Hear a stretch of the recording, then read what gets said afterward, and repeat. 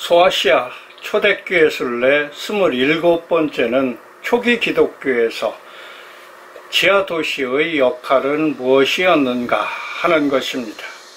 튀르키예의 가파도키아에서 그리스도를 믿는 사람들이 성지순례에서 빼놓을 수 없는 곳이 지하도시 데린쿠유입니다.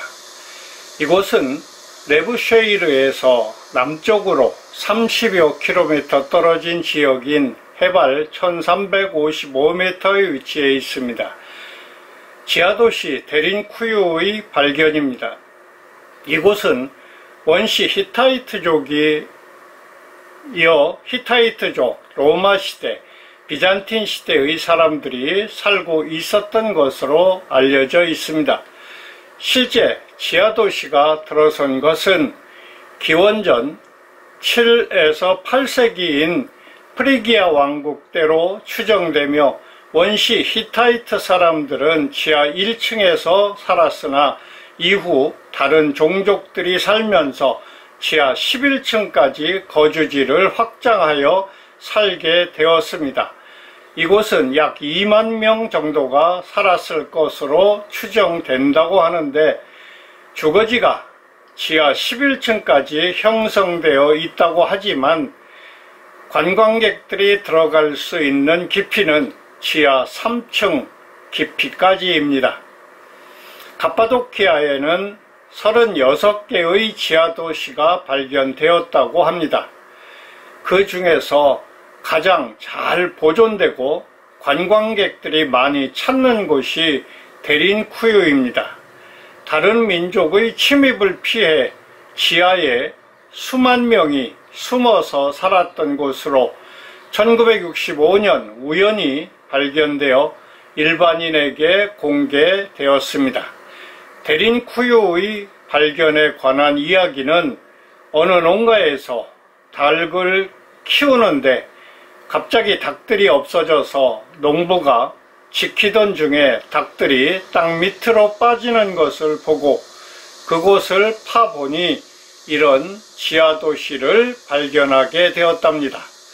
이 지하도시가 언제 만들어졌는지는 명확하지 않지만 시대를 거치면서 새로운 사람들이 살다 간 흔적들을 찾아볼 수 있습니다. 특히 그리스도를 믿는 사람들은 핍박을 피해 이곳으로 도망쳐서 이곳을 은신처로 삼고 많은 신자들이 숨어 살았다는 증거들을 찾아볼 수 있습니다. 그래서 성지 순례를 하는 기독교인들은 반드시 이곳을 둘러보게 됩니다. 처음 그리스도를 믿던 사람들은 지하도시에서 6개월 동안 햇빛을 보지 못하면 죽는다고 하여 몰래 나와 햇볕을 쬐고 다시 들어갔다고 하며 지하 동굴에는 한 마을이 그대로 형성되어 있습니다. 데린쿠유의 순례에서 우리는 지하도시에서 살면서까지 믿음을 포기하지 않았던 초기 그리스도를 믿던 사람들의 믿음과 열정의 숙연함을 느끼면서 7영의 위로를 받으며 나의 믿음이 얼마나 뜨거운지를 확인해 볼 수 있는 기회였던 것 같아 감사 기도를 드렸습니다. 가파도키아 속사도 교부들의 헌신입니다. 가파도키아에는 기독교가 비교적 일찍 들어왔습니다. 4세기에 가파도키아에서 기독교의 전파를 위해 중요한 역할을 한 3명의 수도사가 있습니다.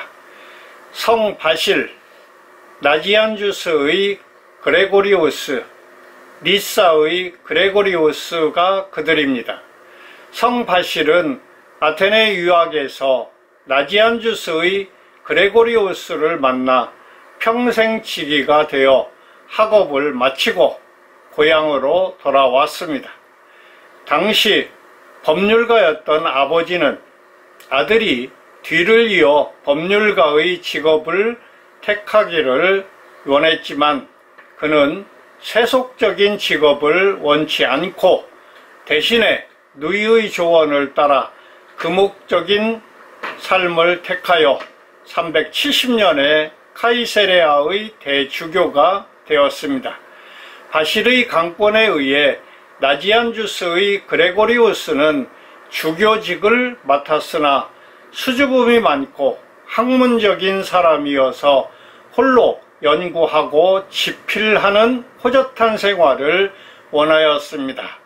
그가 쓴 책들은 삼위일체 교리를 설득력 있게 변론하면서 교회가 다가올 공의회를 준비할 수 있도록 공헌하였습니다. 성 바실이 세상을 뜨자 데오도시우스 황제는 그레고리우스가 공의회를 이끌도록 명령하였지만 아리우스파의 지속적인 위협으로 인하여 결국 물러나게 됩니다. 5세기부터 사용된 니케아 신경의 문구는 그가 이끈 공의회에서 작성된 것으로 추측하고 있답니다. 바실의 동생인 니사의 그레고리우스는 정규 교육을 받는 대신 형인 바실에게서 직접 교육을 받았습니다. 그는 바실이 죽은 후에 형의 뒤를 이어 삼위일체 정통 교리를 지켜냈습니다. 그는 학자이자 신비주의자여서 동방교회에 깊이 스며들어 있던 신비주의 전통을 형성하는 데 큰 역할을 하였습니다. 헬라 철학을 이용해 하나님의 신비를 드러내고자 하였던 그레고리우스는 많은 글을 남겼고 콘스탄티노플 공의회 개최 연설을 통해 이 공의회가 니케아 공의회와 같은 방향으로 나아갈 수 있도록 하였으며 공의회 결론의 일부를 기록함으로써 큰 공헌을 하였습니다. 이처럼 갑바도키아 교부들은 교회가 교리적으로 아리우스주의를 멀리하고 성령과 성자의 신성을 인정하고 명시하는 데 중요한 역할을 하였습니다. 이들 3명의 수도사들은 381년에 열린 콘스탄티노플 공의회에 위대한 자취를 남겼습니다. 파샤바의 요정이 춤추는 바위입니다. 괴레메에서 북쪽으로 2km 떨어진 곳에 파샤바가 있습니다. 거대한 바위가 침식과 풍화작용을 거쳐서 기묘한 버섯 모양을 한 다양한 모습인 바위가 끝없이 연결되어 장관을 이루고 있습니다. 현지인들은 버섯바위 위에 요정들이 살고 있다고 믿어 요정이 춤추는 바위라고 부릅니다. 자연의 예술적 솜씨에 놀라고 하나님의 작품성에 또 한 번 놀라게 됩니다. 이렇게 아름다운 모습을 갖추기까지 얼마나 많은 시간이 필요했을까요?